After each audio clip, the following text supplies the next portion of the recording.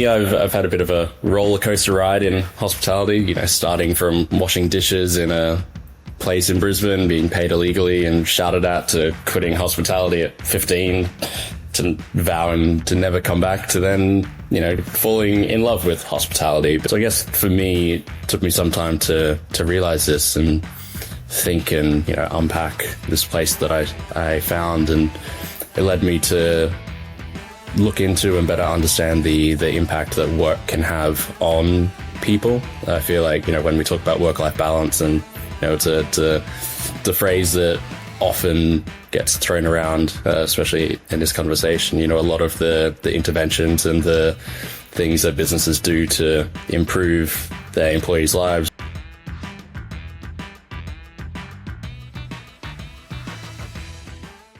Today's guest is someone who knows the hospitality industry inside and out. Matthew Cameron is the founder of TMC People Agency and co-founder of Wellbeing. And he spent over 15 years working with everyone from startups to top-tier hospitality. Matthew's approach is all about transforming toxic workplaces into thriving environments that keep people engaged and happy to stay. His personal journey is what makes his perspective so unique, and we're going to go into that right now. So buckle up for some real no-nonsense chat with Matt Cameron.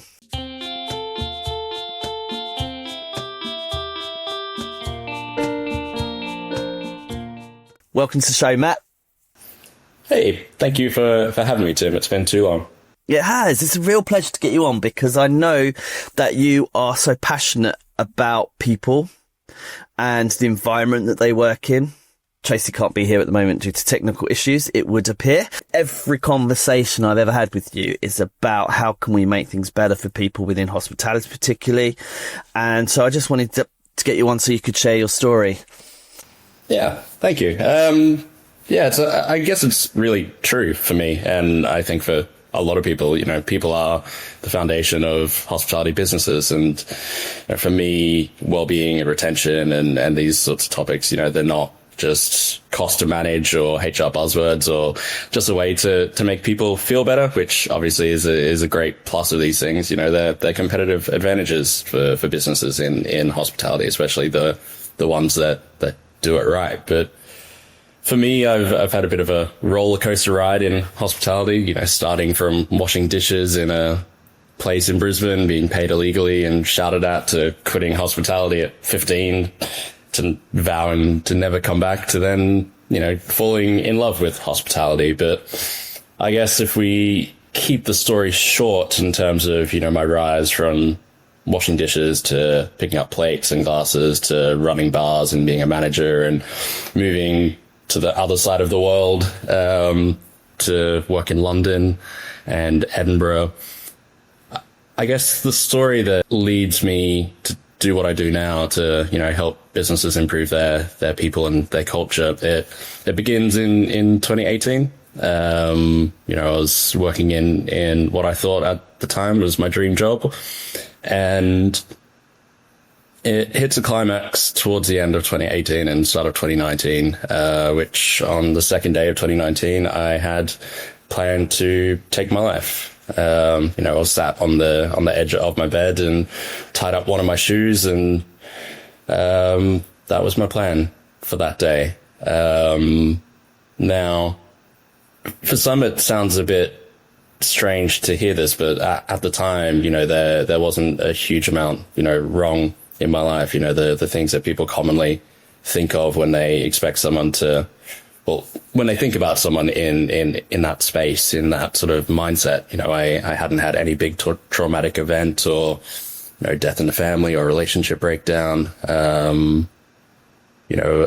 I was doing okay outside of that. And at that point in time, it was, burnout and the work environment that was, suffocating. This place that I was spending 6 to 10 to 12 to 14 hours a day in, it was absolutely, sucking the life outside of me. And it was tough. And, it wasn't a instant decision to end up at that place on the edge of my bed on the second. It was a gradual decline over about 6 months, which I didn't even notice I was in this space until, I found myself there that morning. So I guess for me, it took me some time to realize this and think and, unpack this place that I found. And it led me to look into and better understand the impact that work can have on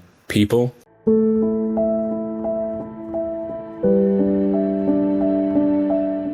I feel like, when we talk about work-life balance and, it's a phrase that often gets thrown around, especially in this conversation, a lot of the interventions and the things that businesses do to improve their employees' lives, like while they're well-intentioned, they primarily look at the life side of that balance. How do we improve people's lives outside of work?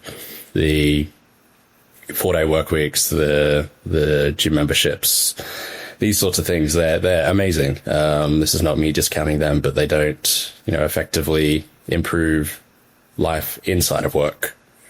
So that's essentially what I do now. We talk about improving the workplace, improving the culture, the leadership, and, how we can turn that into a competitive advantage for businesses. Because, like I said to start, businesses are there primarily to do one thing, and that's to make money. And, we need to be realistic about that. But the people within those businesses are the way to get to that end goal. And if you don't take care of them, if you don't understand their needs and their wants and their sort of drivers, you're constantly going to be treading water and trying to survive and putting out fires. So I help businesses, use their greatest asset, their people.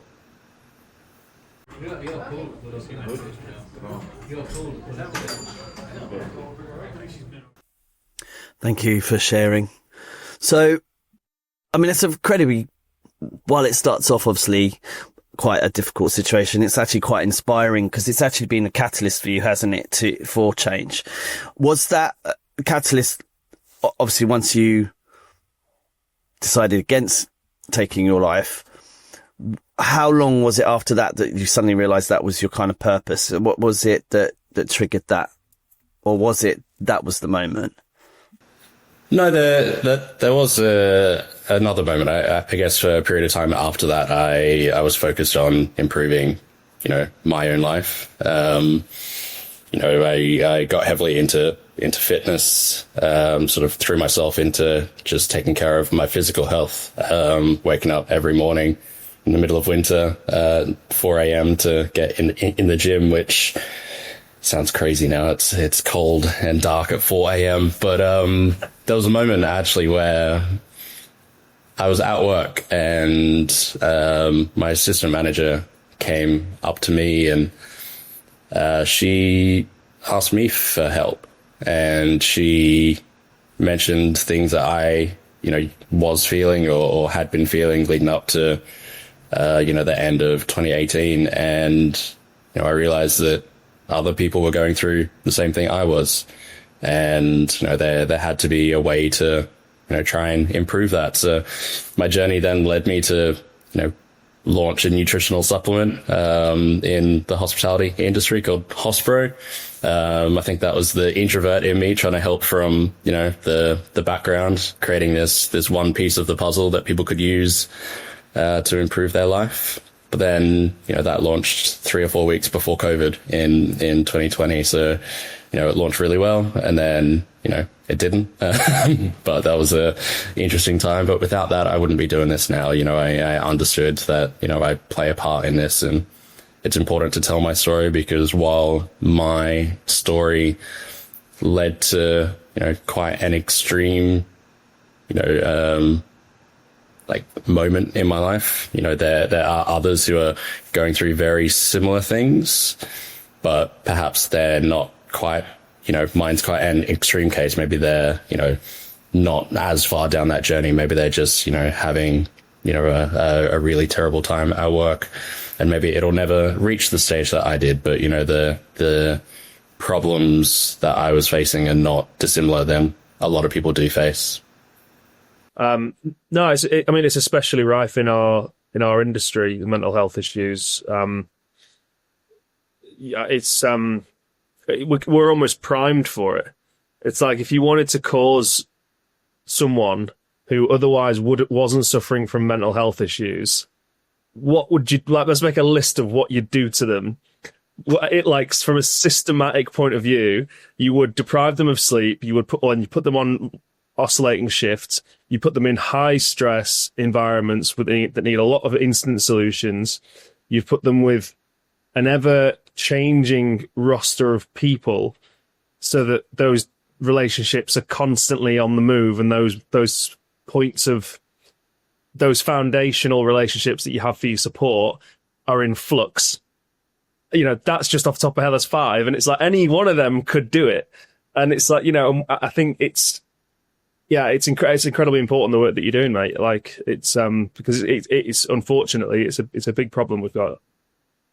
Yeah, and I think while it's a tough thing to do, I think being preventative in these things as best we can is the best solution. Like there's a lot of great charities and groups who are doing great work for people who are already going through it. But I think the best way that we can improve these things is to create environments where people feel comfortable and safe, but ultimately also feel like they're achieving something, because it's so important to feel that purpose in your life. And especially with the younger generation, like they are looking for more than just a paycheck at work. There are various different studies that show like what make people happy and fulfilled at work, and without it, best case they move on, they find somewhere else.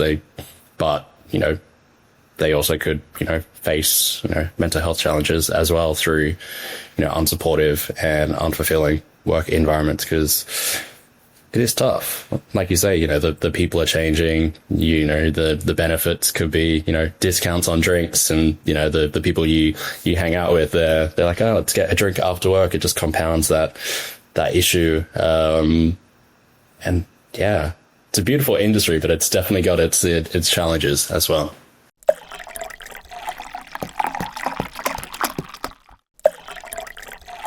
So on that note, so Kieran Bailey, in the previous episode, Kieran Bailey said that he overheard a conversation with people he described as Gen Zs who were using language that's very detrimental about themselves, in terms of very sort of putting them back in their place, sort of chipping away at any self-confidence that they might have. And it sounded like a reoccurring thing. Now, I do think that is across generations, but it does seem to be quite prevalent in Gen Z at the moment, in terms of some of the people that I've looked at. And I know particularly from my working with you, but also from my experience of what you've been saying to the world, is you talk very much about young people and the troubles that they're having, and how employers can address it better. Because let's face it, in our industry particularly, most employers are older, and so they may not have the same experience. And I've expressed it before, I also think the language has changed quite dramatically between generations, perhaps more than ever before. It's the first time we've got 4 generations in the workplace. So my question to you is, what advice would you give employers when hiring young people or thinking about working with young people to prevent some of these issues that they might have? How much time have we got? We've got a lot to cover there. So I want to start off something that's always alarmed me. There was a study by Indeed a little while back, like looking at young people, and it was either 91 or 93% of young people are comfortable ghosting and interview or their first day of work. So for me, I think something that we need to understand is, the employee journey starts before day one. It starts as soon as they are exposed to your brand. And I think understanding that and what you offer outside of a paycheck, your employee value proposition, what makes you special, what can you offer them, what progression can you offer them, environmental policies has become a big talking point for young people as well. You know, they want to work with companies that, you know, align with their values outside of work. You know, do they sort of monitor their environmental output, or what mental health policies have they got in place? So I guess that employee journey from before day one through to day 90 is incredibly important. But I think the biggest piece of advice that I could give is everyone's different, and trying to treat people like everyone else is going to lead to problems. You know, if you look at, like the research backed, you know, wellbeing interventions, they ultimately say like everything's effective and nothing's effective at the same time. You know, some things will work for some people won't, some things will not work for other people. So ultimately it comes down to asking the right questions and finding out what is possible, because you may have one employee with that one thing worked absolutely perfect on, and you know, they've been in your company for 5 years and they're incredibly happy, and they've worked their way up from, you know, picking up glasses to being general manager, and like they absolutely love working for you. But then if you use that, you copy and paste and use that on someone new, could be incredibly ineffective. So I think just understanding people and understanding what they're looking for from your job and asking those right questions, because, you know, this job satisfaction is so important to young people, and that sense of purpose is so important to young people.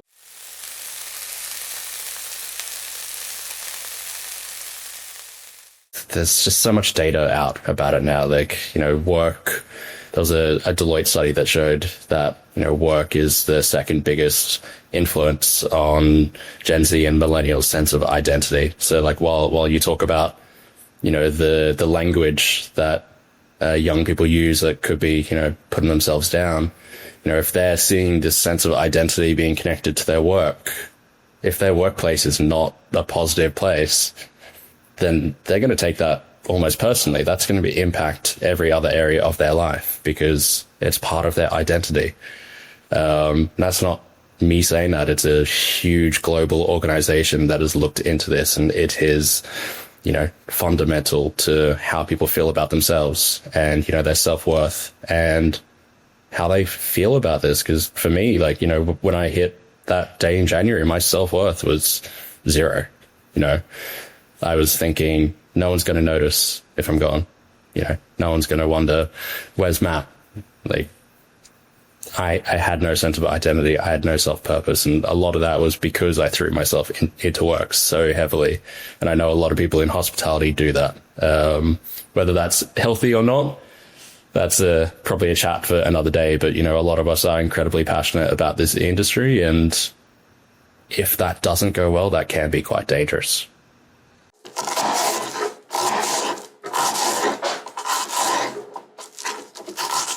Matt, what would you say to someone, because there's a fine line there between passion and, let's call it, crazy, right? I'm thinking about like a caricature of a like the evil genius, but he's a chef, right? He creates amazing food, but it can be a little abrasive, and that, as we know, has a knock-on effect. Like he says, "Oh, the customer wants this, tell them to fuck off." Well, I can't do that, but you know, but the food's good, so you keep working with them.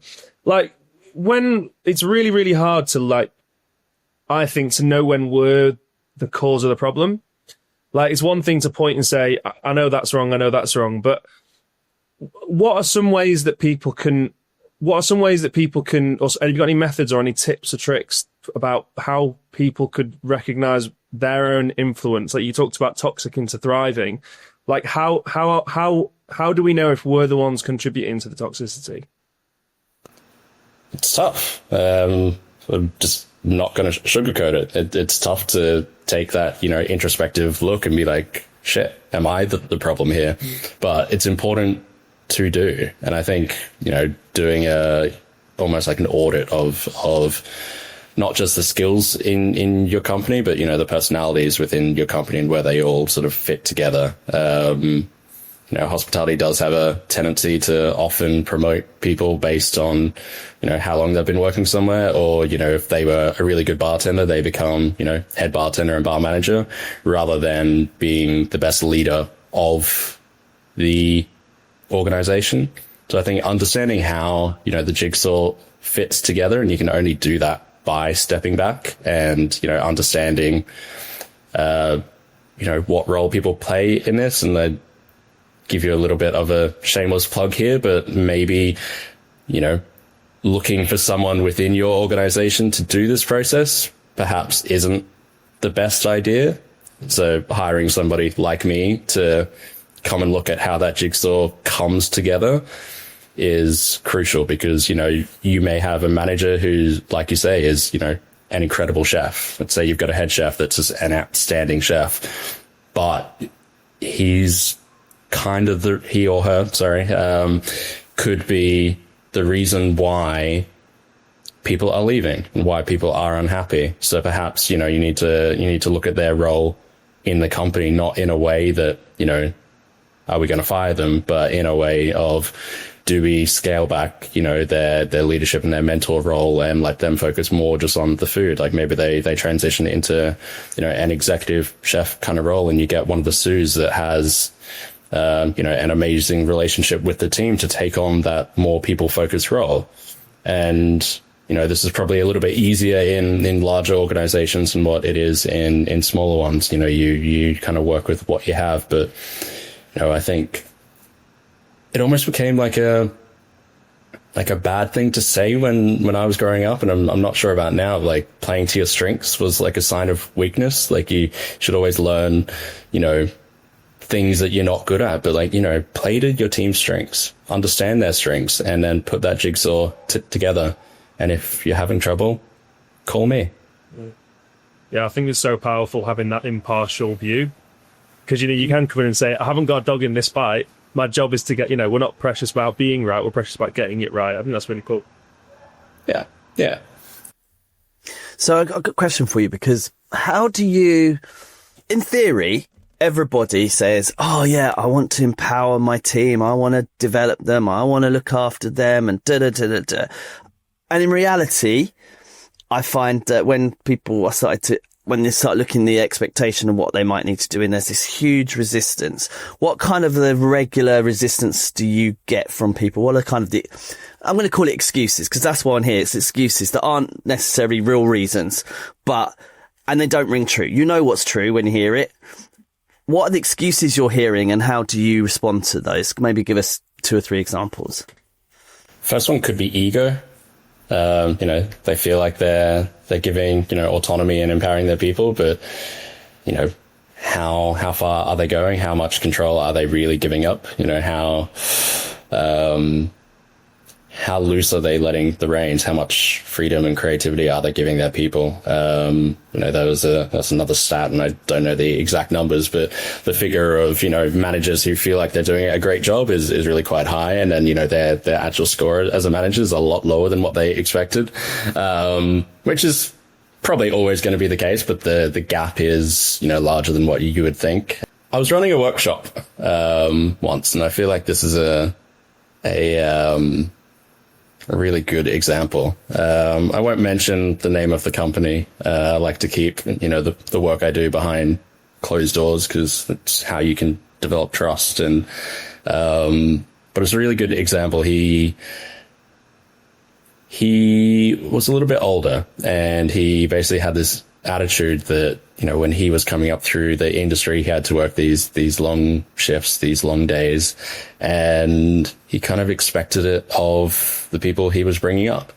And he just had this attitude, this, blanket attitude of young people just have no work ethic these days.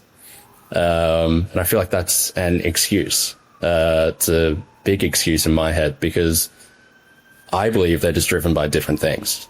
And it's not a matter of them not wanting to work. It's about, and I sadly, looking back on it, maybe I shouldn't have been this blunt to him in the workshop, but I essentially proposed to him that maybe it wasn't their problem for having no work ethic. Maybe it was his problem as a manager that he didn't know how to motivate them.